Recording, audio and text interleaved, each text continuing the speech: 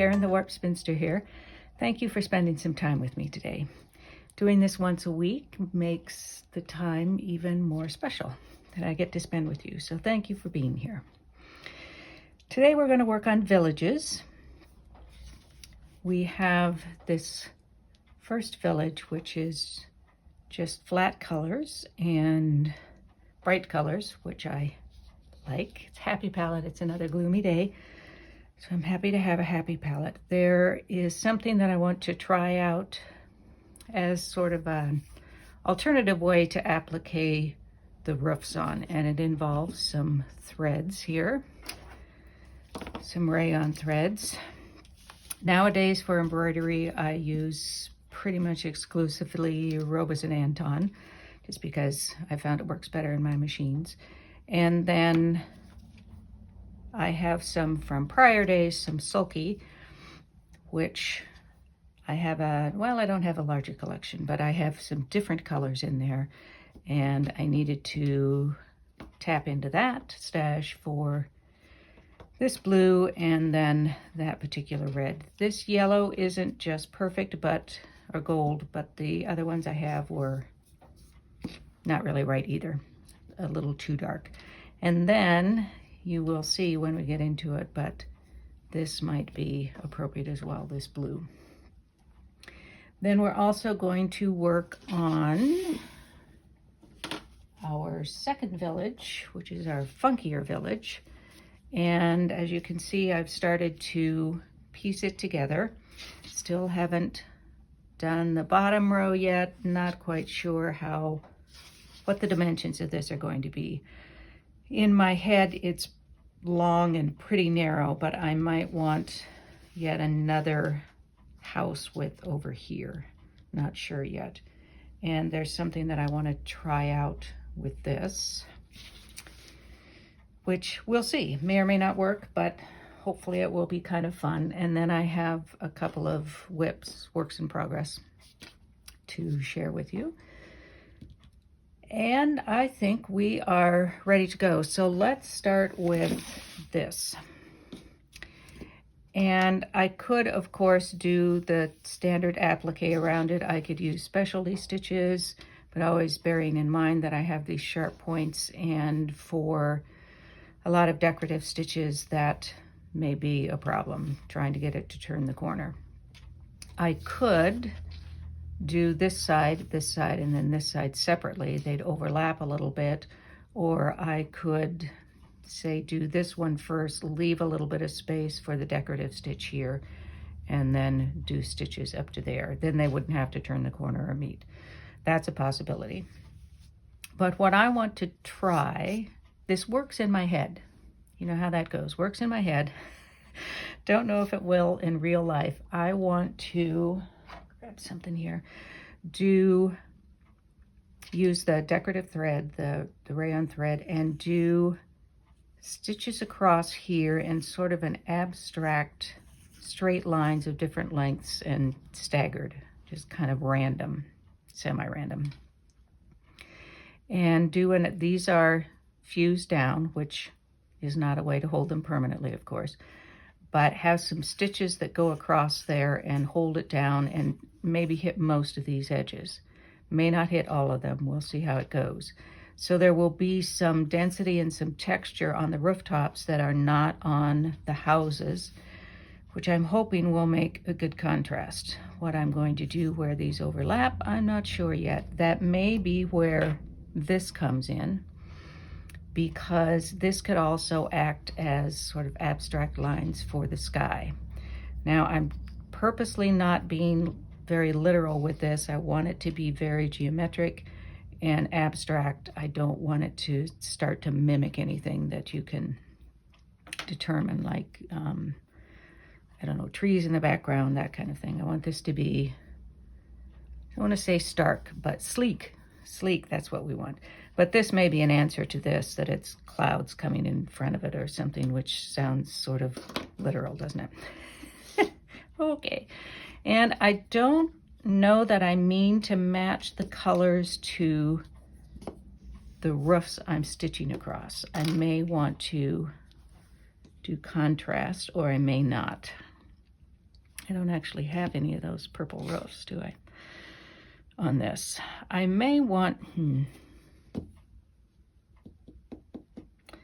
it will definitely draw more attention to it if it's a contrasting color, which means the purple could certainly work fine. It's not quite as red as that purple, but it will do for our purposes, I think, especially since it's not ever going to cross those unless I use it here. Never mind.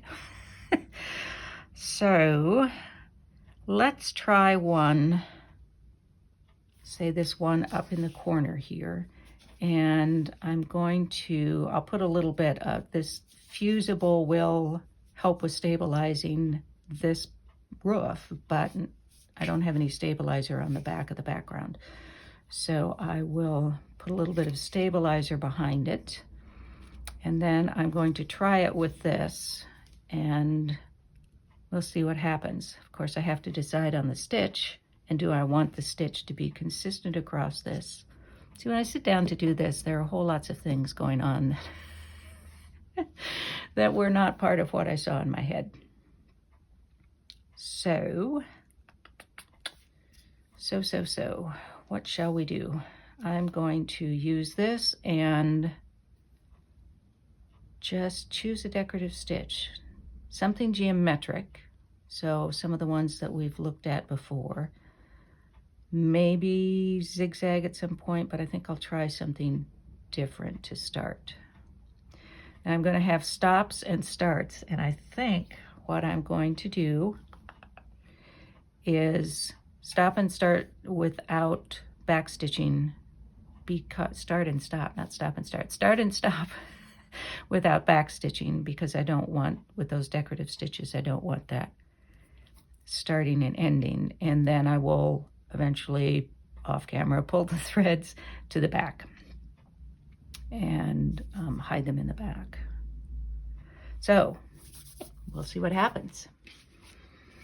I have finished stitching this one, and there are some things that I want to talk about, but first I want to do a little more detail about pulling the threads to the back, which probably most of you know how to do, but just in case, my favorite way to do it, so I've got this gold rayon thread on the top, and then on the back I have some white cotton thread, so you can easily tell the difference between the bobbin and the top thread.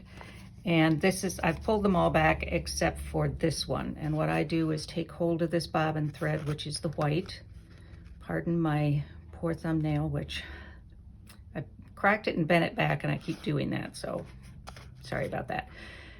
I just pull up the bobbin thread, which then brings up that loop from how the machine works, where it goes down, makes a loop, grabs the loop and pulls it up. So I've just essentially done that by hand, pulling on that thread, and then, oops, I can just go into this loop that I created, rayon shreds a lot, and just pull it back. So there's nothing on the front. I can tie these off, and because this is white and I don't want to leave those gold threads floating around, I will probably tie them off and then just run my needle under those stitches to hide it better.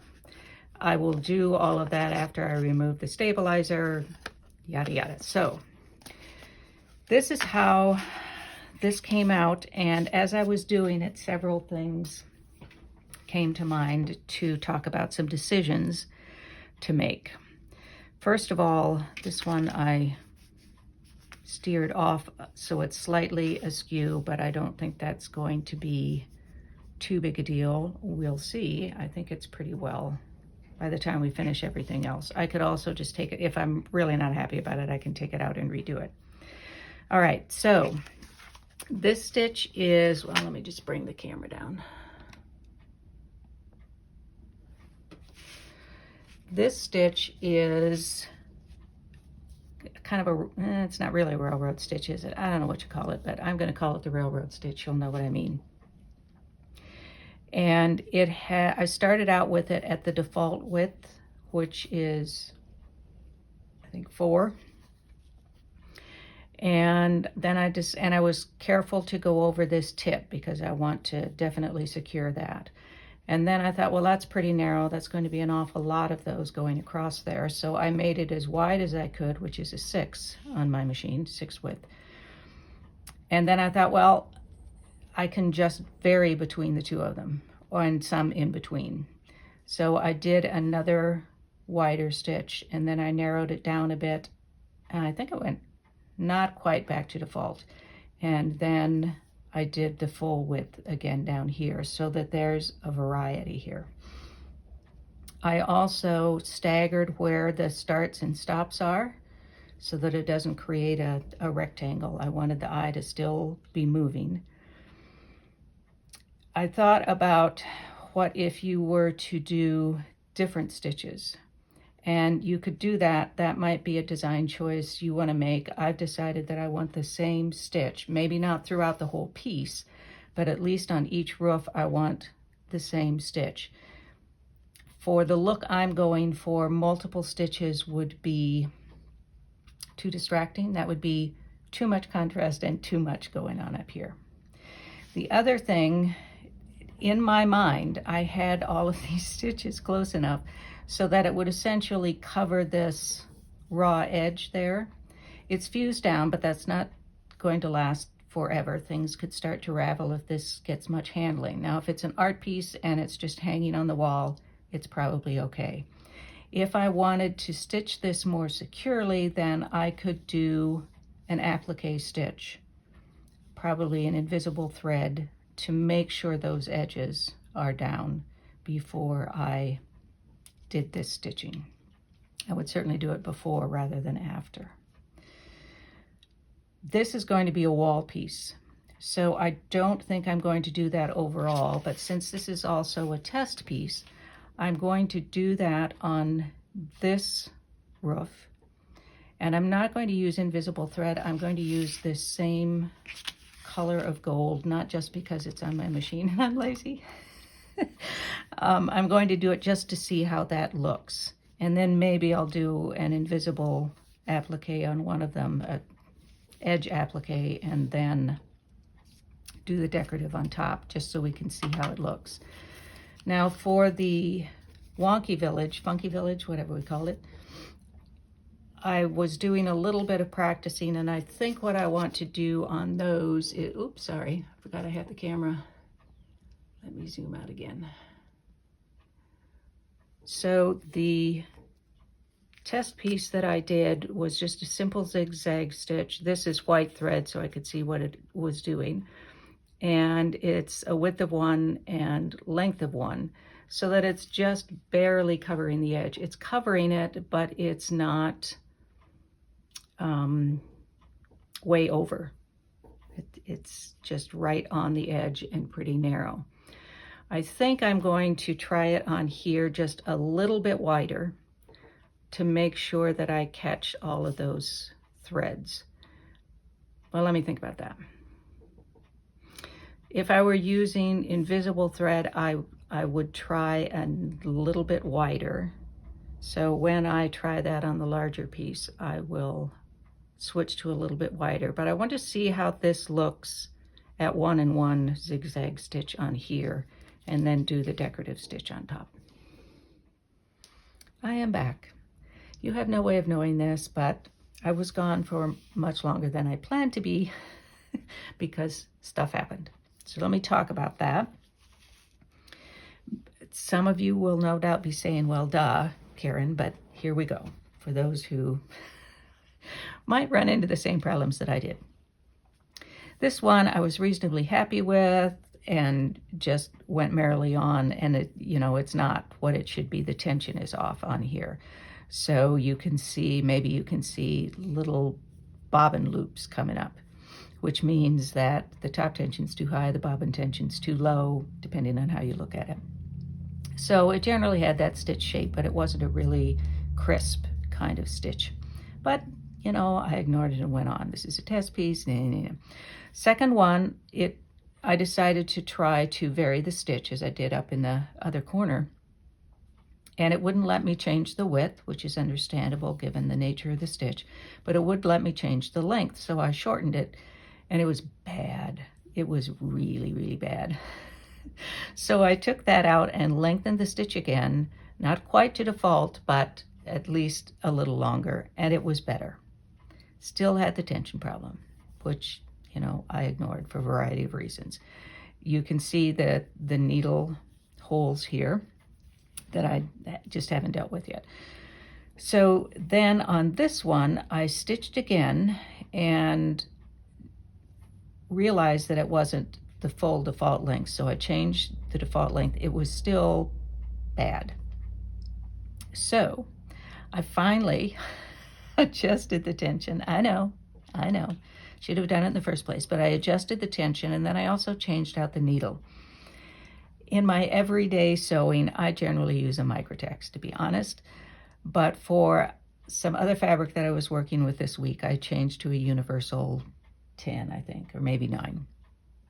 And it had been through a lot with this other project, so I should have changed the needle to begin with.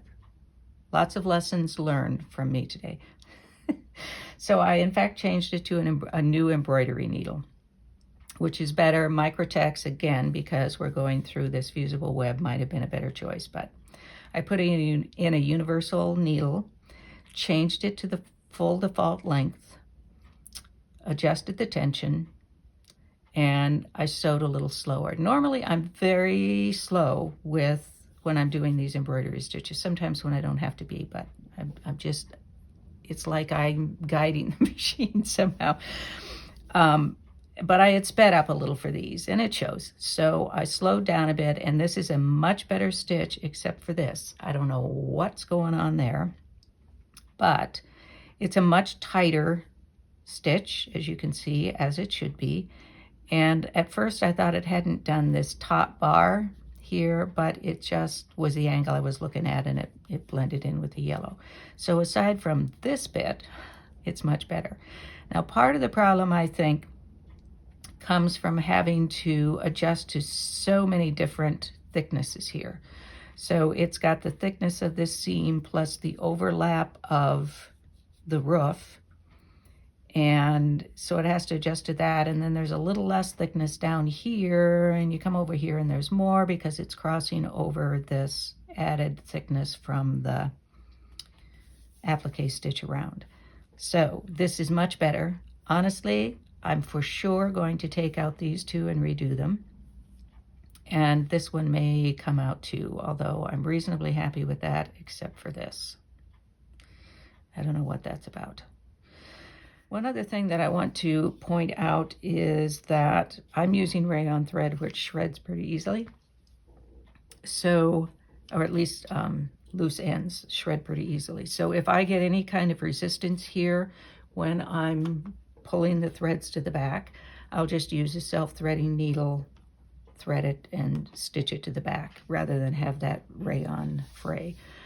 And speaking of which, pulling threads to the back, if others have different ways of doing that you want to share, that's great. We learn from each other. Next up, I want to do the invisible thread short and narrow zigzag stitch around here, and then do a decorative stitch on top. And I'll probably use this one and use green. Now, this is not a perfect match to the green, but it doesn't need to be. I actually don't really want that to be hidden when it goes in there. And with rayon thread, because it's so shiny, the light reflects on it in different ways depending on how you're going to look at it. So it's going to be fine. I wouldn't want to be too much off from it, but this will be fine. I would either go exactly to this, not sure that I really want to do that, I don't want to hide it, or go very much different and darker. I wouldn't try to, I don't know how to explain this. You either want no or little contrast or a lot of contrast. I think in between would make it look like you tried to get it close and it didn't work. It's sort of like when you're designing something, and if you want it to be asymmetrical, Don't put it just a little bit off of center because it's going to look like you tried for center and missed. So you would shift it over further. And I think the same thing with the color and the contrast here. Go either for a lot or not much. All right, that's my design decision. You might have a different one. So I'm going to zigzag this with invisible and then try a different stitch. Not sure what I'll use. What was that cross stitch we really liked, wasn't there? Maybe I'll try that. One thing I'm going to have to do once I'm off camera is deal with all those threads. They're making me a little jumpy. All right, I wanted to show you what I did with the invisible before I covered it up with anything. And I started up in this corner, worked pretty well. Down here, it started to shred the edge a little bit. This is the bias side here for one thing. But also if you stitch right into it, right into that edge, which I needed to kind of do because this is such a narrow stitch, then it shreds it a little bit more. And I forgot that I was going to try widening the stitch, to be honest. So I widened it here, and this was a 1 width, this is a 2 width. I took it back down to 1.5, and I like that width pretty well. So I think that's what I would go with on my machine anyway. And it looks like this. No, it's just the reflection there. It looked like it pulled up a lot of bobbin, but I think it's just the reflection. So I'm pretty happy with that as a background applique, so to speak. I actually didn't mind this either with the rayon around it. I think that's okay too. This means loading up different thread. That doesn't. This one doesn't. It just depends on how lazy you are on any given day, I guess. All right, now I'm going to load up this green and this green. See what happens when I do a stitch across there. Nothing too earth-shaking here, just a couple of things to point out. One is that I stayed with a consistent length and width on this stitch, and the variety was just in the distance of how I did that. Now you could, of course, change length and width again, and I might even put a little bit more up here, except that then that's 4 and I want, an uneven amount. So we'll talk about that later, see about that later. I may or may not want to add anything at the tip. Since this is applique down, I'm not worried about those points as much as I was, say, up here, or where I wanted to be sure to stitch that down. This also shows how it would look if I started it in a contrasting color, such as on the house next door. So that's something to keep in mind as we're moving forward. Haven't done that yet, maybe doing that more in the future. So I've always liked this cross stitch, so that's kind of fun. At some point, I think I want to do like a buttonhole stitch. I found a stitch that works well as a buttonhole on my machine, but I think that would look kind of cool on a roof, so I may try that with something else. But the green is just pretty straightforward, a cross stitch, something similar to maybe if you were going to do a zigzag, you could keep a consistent width and length and have something that looks a bit like that, and then have the variety in not only where it stops and starts and having different lengths and staggering them, but then also in the distance between them.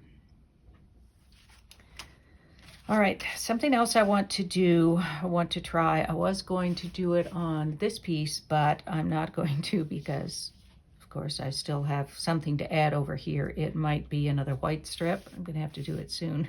That's raveling. Another white strip here to end this, or another house strip over here. And I can't applique this down until I've got something over there. So instead, I'm going to do it on this blue roof. And this time I'm going to do the zigzag again in a blue. And then I'm going to try it if zigzag and straight stitch are all I have available on my machine. See how those look. I'm just checking back in to say that I'm liking that zigzag stitch. That is a 1.5 width and 1.5 length, and that's about the look I want. You may be looking for something different, so you can just play with it to see what you find. And now I'll go back and do some straight and zigzag stitches. I tried a couple of things on this just to see how they would work. This line was not very straight, not very successful. That may be another one that comes out. So I mixed straight stitches and zigzag stitches. The straight stitches kind of get lost. I also shortened the stitch length, and I think doing it again, I would not. I would leave it at 2.5, I guess, is the default for my machine, just because this looks too tense. The zigzag I think is fine. I'm okay with that. I shortened it but left the width the same as my default, and I like that fine. When I was doing the straight stitch, I thought it might be kind of interesting to have differences in thickness, so I did back stitch and then forward stitch in sort of random spots across there. I don't know that it makes that much difference, to be honest with you. It might if I lengthened the stitch again. So those are some possibilities if you want to do, if you have just straight stitches or straight and zigzag. The other option that you have, of course, with straight stitches is to do curves. And that might be an interesting contrast you could do. We're going to talk at some point about bobbin work. So you could put a thicker thread in the bobbin, turn it upside down and do the stitching, and then the thicker thread would go through. It can't go through your needle or the top tension, but you can loosen the tension in a bobbin case enough to allow that to come to the top, and we'll deal with that at some point. But you've got curves. You could also do, if you have a zigzag, you could also couch a thicker thread. So just lay down the thread and then do a zigzag over the top of it, and that would add some more texture to it. I was going to do some on this, but because I thought the first piece would take about 30 seconds, but I ended up having many more thoughts and options than I had originally thought I would have. So we will do some more on this next week, and just as a kind of teaser for what I was going to do, I was going to be working with these leftovers from another quilt I'm working on, which I'll show you in just a minute here.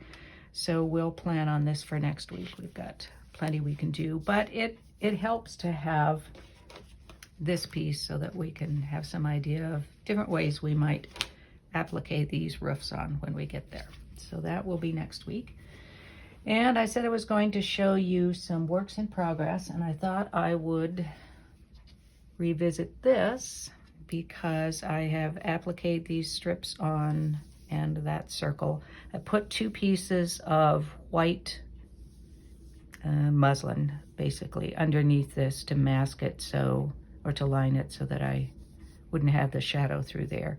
And then I added a white piece over here. This is not to say that it's going to stay there or that it's going to stay the same width or that these are going to look like this. I don't know if I want them to go off the edge, so it would be more like this, or if I want them to end somewhere out in space. I'm not sure yet, but sometimes I just have to sit with things for a while, and this one I'm going to have to sit with. Then the other quilt I'm working on that I mentioned is something I'm calling Halfway Round, and this is where the grays are coming from that we'll use next week. They're leavings from this quilt. These strips in between the blocks are going to be different grays, and I know you can't see this very much of this at a time, but this is using my Holiday Mod fabric, and the prints are larger than I would ordinarily do fabric for a quilt, but I really wanted some large, bold, bright colors for this quilt. So you'll probably see more of this at some point. I'm moving right along with that. And finally, I just had to show you this. This isn't actually quilting, but it relates to my quilting. This is my Oh Really needlepoint design, which, you know, I like a lot, and I blocked it, and now I'm getting ready to finish it. And I've changed my mind 8 times about how I want to finish it, of course, because that's what I do.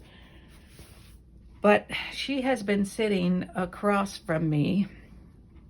I just leaned up against the love seat arm while I'm waiting to finish her. And every time I look up from my machine, it's directly in my eyesight from my machine, and I look up and I see this face, and I feel like she really, really has a personality now, and I'm going to have to name her because I have to answer her a lot, because she's always saying, oh, really? And I just have to say, yes, really.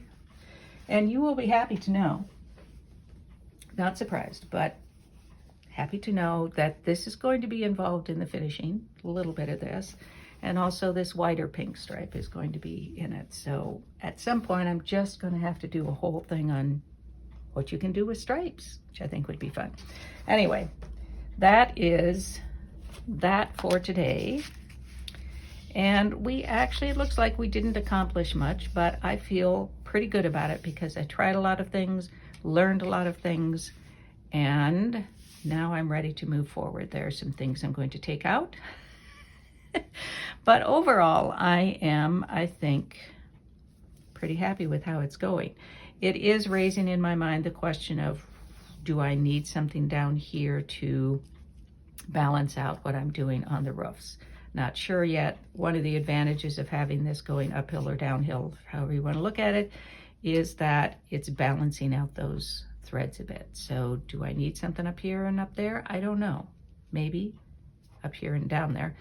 I don't know yet, partly because I don't know how wide this is going to be yet. It will certainly be longer because I have more house pieces to go down here. But the village is still growing. Lots of development going on.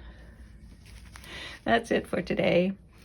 I hope I will see you next week when we'll be working on the villages some more. In the meantime, be well, be happy, be safe, be quilting.